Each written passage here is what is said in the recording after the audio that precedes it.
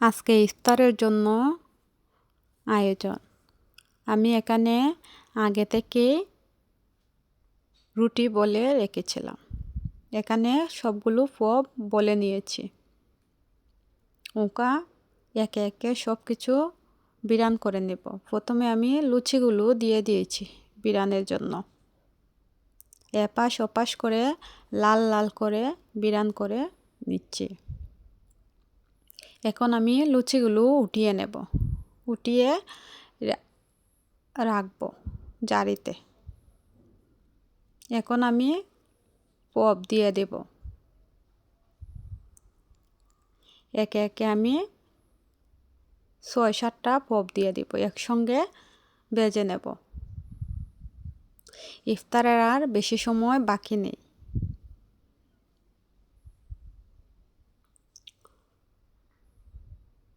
এখানে আমি পপগুলো ভেজে নিচ্ছি।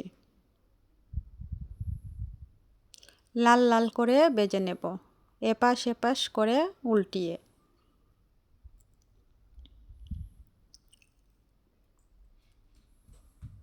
একে একে আমি পপগুলো ভেজে উঠিয়ে নিয়েছি। আমি সবগুলো পপ ভেজে নিয়েছি। এখন আমি ইফতারের জন্য সব কিছু নিয়ে নেব। একদিকে আমি ডিমও সিদ্ধ করেছি। সস দিয়ে ডিম নিয়েছি, বিরিয়ানি, পপ সব কিছু নিয়ে নিয়েছি। এখন আজান দিয়ে দেবে। আমরা মা ছেলে 3 জন মিলে ইফতার করে নিব। এখানে আমার ছেলে দোকানে গিয়েছিল তার ড্যাডির সঙ্গে বিকালে। আসার সময় সে আমার জন্য জিলাপি আর সিদ্ধ ছানা দিয়ে দিয়েছে তার ড্যাডি।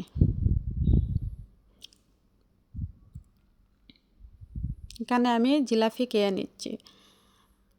তাদের জন্য সে চিপস, 2 প্যাকেট চিপস, তারা 2 ভাইয়ের জন্য জুস, চকলেট এগুলা সে এনেছে।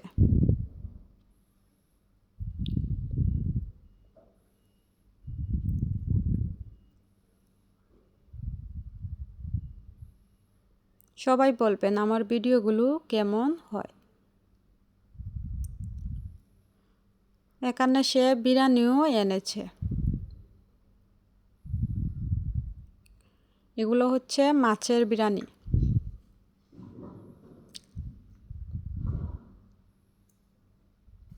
এখানে আমি দুধ গরম বসিয়ে দিয়েছি।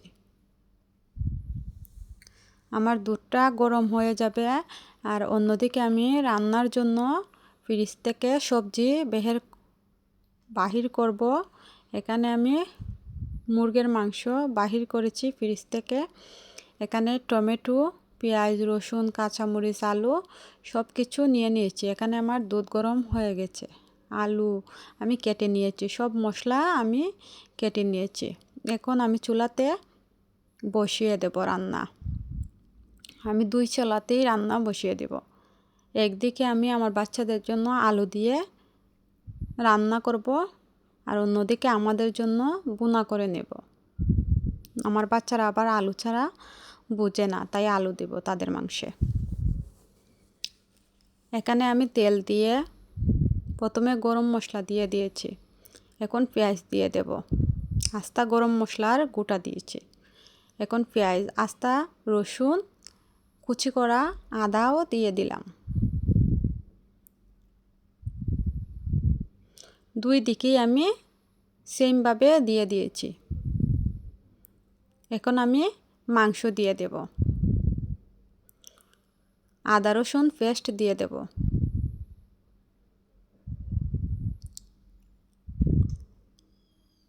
এখানে আমি সেমভাবে একই কাজ করেছি। দিয়ে নাড়াচাড়া দিয়ে দেব কষানোর জন্য। এখন আমি মশলা দিয়ে দেব। টমেটো, মরিচ, হলুদ, বাখর, জিরা, গরম মশলা সব কিছু আমি একসঙ্গে দিয়ে দিয়েছি। মশলা কষে আসলে পরে এখানে আমি আলু দিয়ে দিব। গরম পানি দিয়ে দিব গোস্ত মশলা ভালোভাবে কষে আসলে পরে।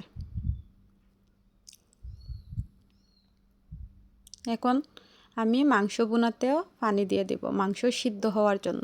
লাল মুলুক অনেক শক্ত থাকে। এখন ধীরে ধীরে মাংসগুলো কষে রান্না হয়ে আসবে। এই তো আজকে রান্না মাংস বোনা, আলু দিয়ে মাংস বোনা, ভাত, পেঁপে দিয়ে খসির মাংস, কালকের দুধ গরম।